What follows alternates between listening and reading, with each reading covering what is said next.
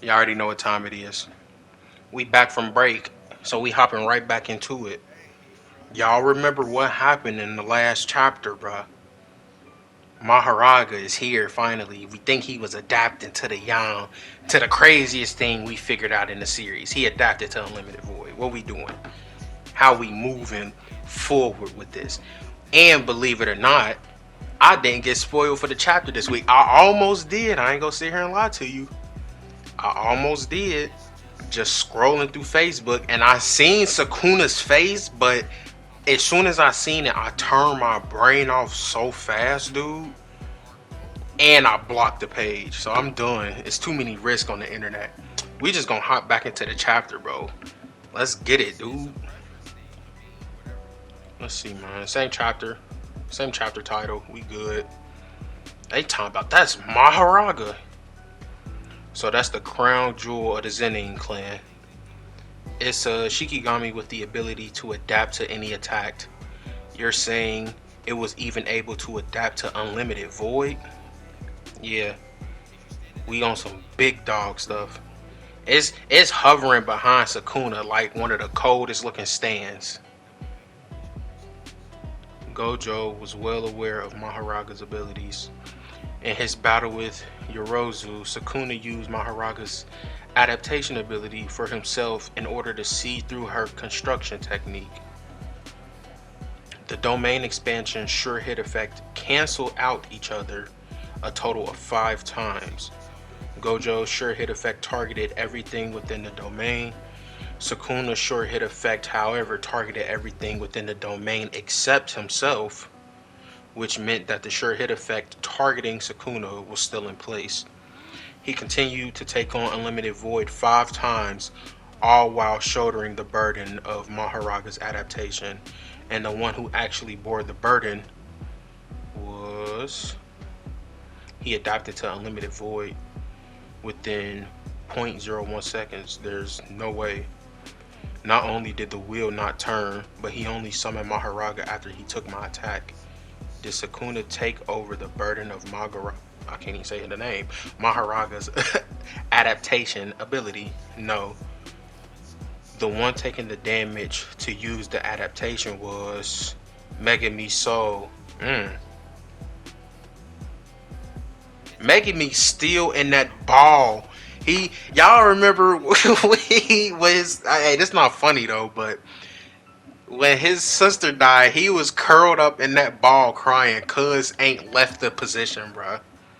I don't blame him. Granted, this only happened like a couple chapters ago in hindsight, like 30 minutes ago for this guy maybe, but could get it together. He said, "What's up? You look like you got something on your mind." Goto talking about, "Not really. It just warms my heart seeing you so desperate." Look who's talking. Unlimited Void, an ability that activate once inside your domain. Honestly, I figured it was going to be a real pain. That's why my first move was to make that card out of the deck. Was to take that card out of the deck. While unable to use amplification within the domain, I had Megami adapt to Unlimited Void using his 10 Shadows technique. As a result, I couldn't use any curse technique other than what was imbued to my domain. I suppose that paid off in its own way. All he took on was the process of adaptation and not the resulting adaptation, right? Sukuna, you haven't actually adapted Megami Soul itself to Unlimited Void. If I open my domain again, Maharaga won't be able to bail you out. I'll destroy you in one attack. Sukuna started laughing at him. You can no longer open your domain. He tried, looked like it was just like something happened because his fingers crossed, but he bleeding out the nose now. They screaming back at home, what just happened? Did my bad feeling turn out to be right?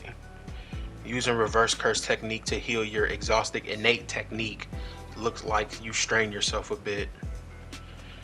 Your curse technique is etched into your brain, roughly around that right prefrontal cortex.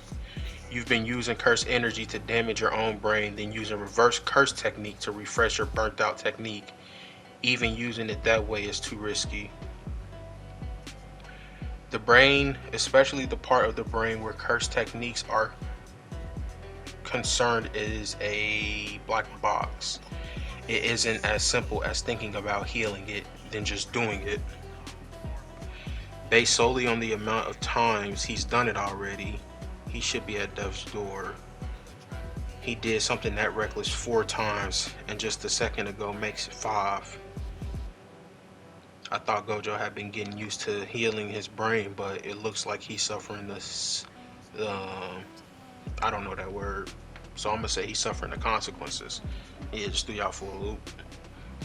Sukuna's done it fewer times, so he has more leeway than Satoru here.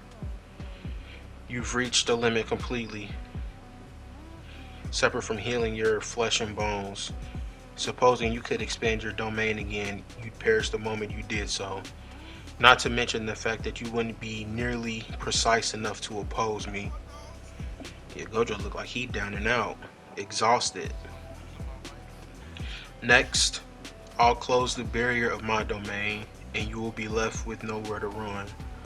And while I carve you into pieces, I'll even adapt to that infinity of yours. Hey, if he do that, it's over. I'm gonna say that right now.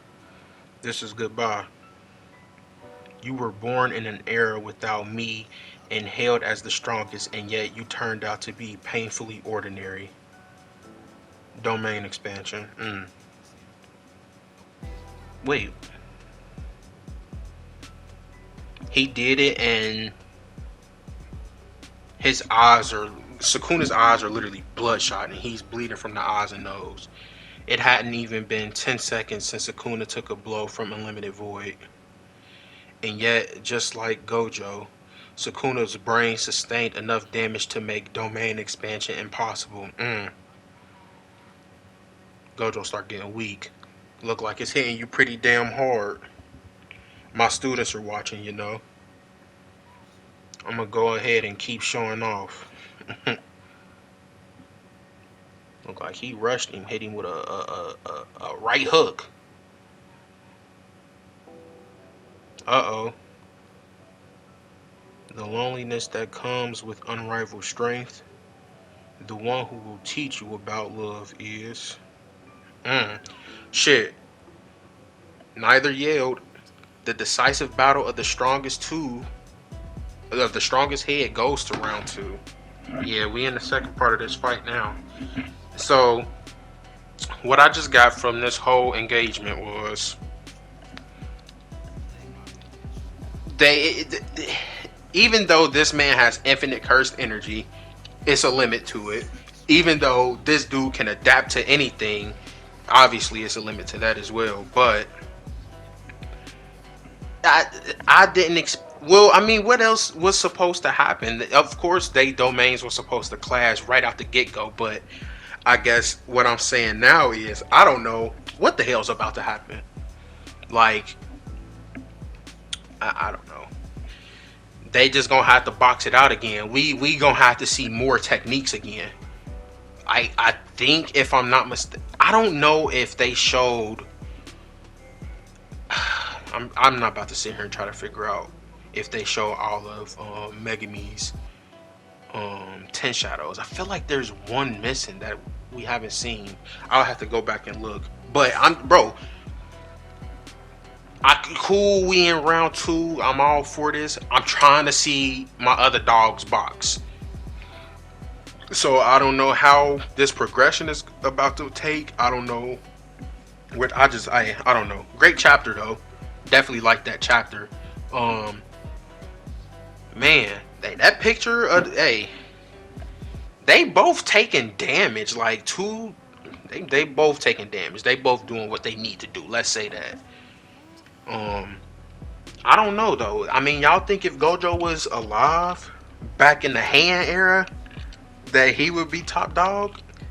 You know, assuming he's pretty much the same. Would he have survived? I think he probably would have. As long as I don't know, because Was it somebody like Toji back then? I mean, I don't, bro. I don't fucking know. Hey, I have no clue. I'm just jumping down the rabbit hole that I'm not trying to do. Hey, if y'all still here, y'all know I truly appreciate y'all. Make sure y'all like, sub, send this to your peoples or something, man. Comment if you looking at season 2 of JJK. The first 4 episodes were bangers. True.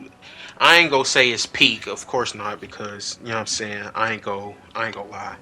It's not peak, but it's damn near the closest you can get to it for real. The these them 4 episodes, you can't rate them 4 episodes nothing under an 8.5 out of 10.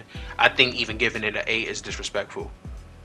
Nah, you can't go under 8 for any of these episodes that dropped out for season 2 because they that insane. Go look at it right now. Hey, make sure you drink your water when you look at it too. Stay safe.